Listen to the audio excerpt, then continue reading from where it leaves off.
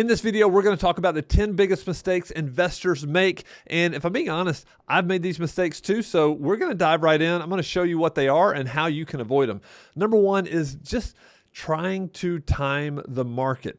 The biggest thing here is that instead of trying to time the market, well, it's too high, well, interest rates are too high. Why don't you do this? Why don't you focus on finding great deals? And the truth is, great deals work in any market. Like, I know today there are real estate investors and people who are still buying houses, even though interest rates are high, even though home prices are high, even though supply is low. They have found a way to buy great deals. So it's not a matter of are there deals out there. It's a matter of are you committed enough to find those deals. So that's the first thing. Don't try to time the market. Just look for great deals that make sense, that are in your buy box, that when you run all the numbers, they look good. All right, this brings me into the second point, and this is not running your numbers good, like not running the numbers the right way. I've done this. I have gotten so excited about a deal, I've just kind of neglected to think about vacancy. I've neglected to think about as many repairs and maintenance items that would need to be completed on these old houses. So I got real excited about buying old houses when I first got into real estate 20 some odd years ago. And I'll tell you, you can torture a spreadsheet to make it say what you want it to say. And so you don't want to do that. You want to account for everything. And so one of the ways that people do this is they look at cap rate. And so we like cap rate. I mean, if you can find a cap rate of 5% or more, then great. And the way you calculate cap rate is net operating income divided by property price. And so what is net operating income? It's the net income minus all the expenses, but not including your finance charges. And so the way you can do this, I'm going to show you kind of a real world example, is you want to walk through all these numbers. And let's just say you were buying 10 units. They were generating $1,200 a month each in rent. Times 12 months, that's $144,000 per year. That's your gross income. But what we're looking for is net operating income. So let's say you also have a laundromat or laundry machines generating $4,000 per year. So let's just say your total was $148,000 of gross operating income. Now we got to take out the operating expenses. So these are things like property management. If 7% of property management on a 10-unit apartment complex would be $10,000 per year. Maintenance and repairs, property taxes, insurance, utilities, if the owner's paying those utilities, and then just miscellaneous, marketing, legal fees, etc. Total operating expenses is $40,000, and so your NOI, your net operating income, is $108,000 per year. Now that you have the net operating income, then you can look at the price of the deal, and then you can look at how it would be financed. And that could be completely different for different types of people. They could do bank financing. They could do private lender. They could do owner finance. There's all kinds of different ways to look at this. And so this will help you get a good grasp on, hey, is this a good deal or not? And to be very, very objective about what it's going to cost you to run a 10-unit apartment complex.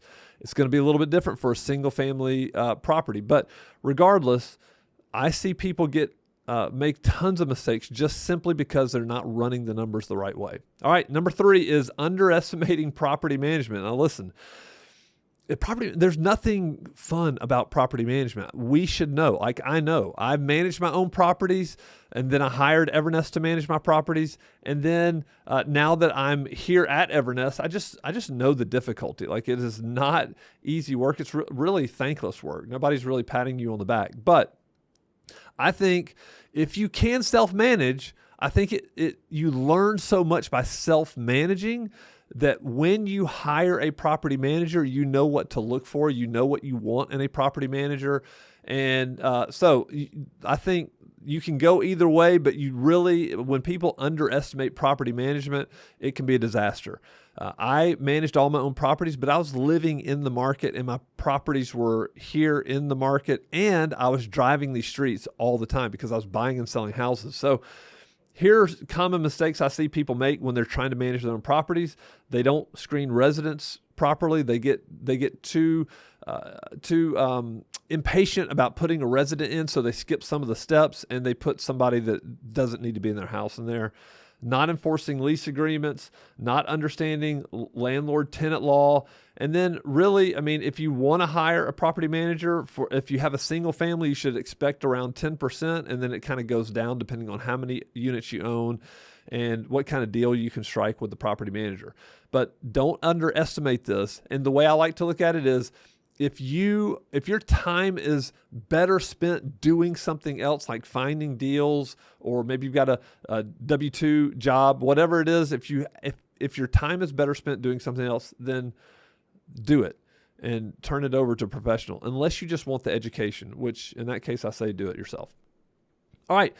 Another mistake is just not having multiple exit strategies. Like, you should go into a deal. Like, if I was going into that 10-unit apartment complex, I would want to think, how can if something happens in my life and I need to change directions, I need to look at a different option, then what would I do with that property? And so these are all things. So that's kind of part of the risk, because multifamily, there could be greater reward for those, but there's also some greater risk. I'm just going to tell you, they're a lot less liquid than, say, single-family residential. So with single-family, you've got owner financing. You could sell it to an end user and hold the note for them. You could do a rent-to-own. You could flip the property if you got it up into retail condition. Of course, you could have long-term rental. You could have short-term rental. There's all kinds of exit strategies if you really, really think about it, but you need to be prepared. And that's why buying it at the right price is so very important. You don't want to buy it and then just like barely have any room, so that if something goes wrong, you are like underwater and you can't do anything. So not having multiple exit strategies. Number 5 is just not factoring in rising insurance and taxes. Now, this has been a big deal recently because we've had hurricanes, we've had wildfires, we've had all kinds of things that have come up, and some insurance companies are completely, just doing away with covering properties in a certain area. I was just talking to an investor the other day, and they have a rental house, and they just got informed that they're not going to be covered anymore. And so it's becoming increasingly an issue. And so just think about that. I mean, we can see here some of these cities right here, they've seen the most impact. Many parts of Florida have seen rates double. And so it's hard to really factor those in long term, but what you would hope is that rental increases would help you pay for operating expenses. And so you can do that. You just have to be careful. Just think about that before you buy a house on the coast. Then think about these things, just because you're going to have higher insurance, higher taxes over time. All right, underpricing or overpricing rent. So if you're underpricing rent, then obviously you're not optimizing your potential income, which is not going to be good. But then if you overprice, you likely are going to have more vacancy. The property is going to sit there. So let me give you an idea of how you can tell. If you are showing a property, let's say you're renting a property and you're just not getting anybody to go look at that property, then I can tell you it's overpriced. So you should have people going there and looking at that property. If you have a lot of people going and looking at the property, but they're not filling out any applications, then I would tell you there's something wrong with your property. Don't be fooled into thinking that the market doesn't know what's going on. The market knows what's going on. And so the market's there to tell you, hey, if you get a lot of showings, no applications, you got a problem in the house. And they're just telling you, I don't want it. You need to go in there and see if you can fix it. Hopefully you can. Hopefully it's not something that you can't fix. But you most definitely want to just price it at the market rate. One of the ways that we've seen, I've talked to probably thousands of investors asking opinions about what something should rent for. Get in touch with a local property manager. You can reach out to us. We're in over 50 markets right now. Ask our people what this property would rent for, whether you're trying to rent something in St. Louis or Denver or Los Angeles or Birmingham, Alabama, whatever the case is. You want to get the market rent. That's going to give you the best chance to rent the property in I would say 30 to 60 days. Back in 21 and 22, properties were flying off the shelf. You couldn't keep them. Now we're back to a more normal, leasing period, which is typically 30 to 60 days. All right, poor resident screening. This has killed more real estate investments than anything I know of, is just screening residents poorly. Like you do not want to have a bad resident. It can actually keep you from buying any more property. You could get so jaded and damaged that you're just like, I'm done. I don't want to do this anymore. Especially just it kind of depends on your personality profile. If your natural wiring is you have naturally a lot of resilience and you're more positive, then maybe you will keep going. And but if you're more critical and you get a lot more frustrated when things go wrong, I can tell you, finding the wrong resident, letting that resident rent your property will just destroy your confidence in real estate investing. I promise you. If you have to go through an eviction, I was just talking to another real estate investor the other day, and it has taken them right around 10 or 11 months to get rid of somebody because the courts and the sheriffs were so backed up, they couldn't go and set people out. And so it took them forever. Although they got the judgment for an eviction, the sheriff didn't have time to go put them out because they were so backed up. And that, just think about 11 months, 10 months of no rent. This happens all the time. So you have to be very, very careful. You need to know who's going into your property. You have to screen the right way. It's a massive, massive problem, a mistake that I see. Number 8 is just not having adequate reserves. I've made this mistake. I've bought properties before where I've just like the numbers just barely worked, and so what happened was I ended up I was over here doing other deals to help pay for owning my rentals because they were negative cash flowing, and that's not what you want to do. You want to find the right deal so that it stands alone, and you don't have to take money over here to pay for mistakes over here. Be patient. Even if you have to make 100 offers to find one deal, that's okay. Just make sure you have adequate reserves. I mean, think about roof replacements, HVAC. You need to understand how much longer you have on each of these before you buy the property. Hot water heater, if you can figure that out. Also, you need to account for vacancies. The longer you can keep a resident, the better you are, the more money you make. And then, rule of thumb is 3 to 6 months of property expenses in cash is what we would say. All right.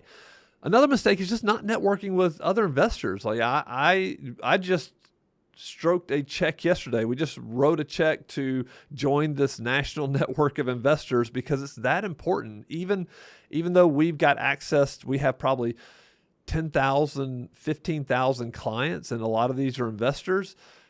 We still want to network with other investors. We want to know what's going on, what's working, what's not working. How is the market treating? How are these people finding deals? When you network with other investors, what I have found is that most people are very generous with information and they're willing to share because if they're successful, they want to see other people succeed. And that's the way we look at it. We're like, hey, if we can help you succeed, then we 100% want to do that. So 90% of real estate investors believe it's crucial for their business. I would say join RIAs. These are local real estate investment groups and clubs, associations. Facebook is okay. LinkedIn communities, there's many of these. I would just try to find as many wholesalers and investor-friendly agents in the markets that you want to invest in. I would try to find as many as you possibly can and just network with them. And then number 10 is just giving up too soon. This is a long-term game. This is not something that should be done or, just like you can't look at it and say, hey, if I don't succeed in the first 12 months, I'm giving up. Everything that's worth having in life actually is worth a lot of work. I love this quote by John Maxwell. He says, everything worthwhile is uphill. And this includes real estate investing. It's uphill. I don't care if you go listen to Brandon Turner or Pace Morby, like all of these successful investors, or maybe some local person that you know of that is not popular on social media. Probably one of the things that they'll all say is that, you know what, it's hard work and it took me a long time and I'm still trying to figure it out. I don't have everything figured out. I'm still trying to grow and trying to succeed, and it just takes a long time. That's what I believe. And so don't quit too early. Be very wise in what you do. Avoid as many of these mistakes as possible. Seek wise counsel. And study the people, like study people who've done it well, who've gone before you. Study what they've done, learn from them. But then if you do happen to make any one of these 10 mistakes, like write down what you learned from those, get better, and then vow and promise that you'll never do those things again. All right, everybody, that's it. Those are the 10 mistakes I see real estate investors make, and I've made a few of them too. If you'd like more investor-friendly videos just like this, go ahead and subscribe and hit the like button, hit the notification button. All of these things, we will let you know when new videos come out.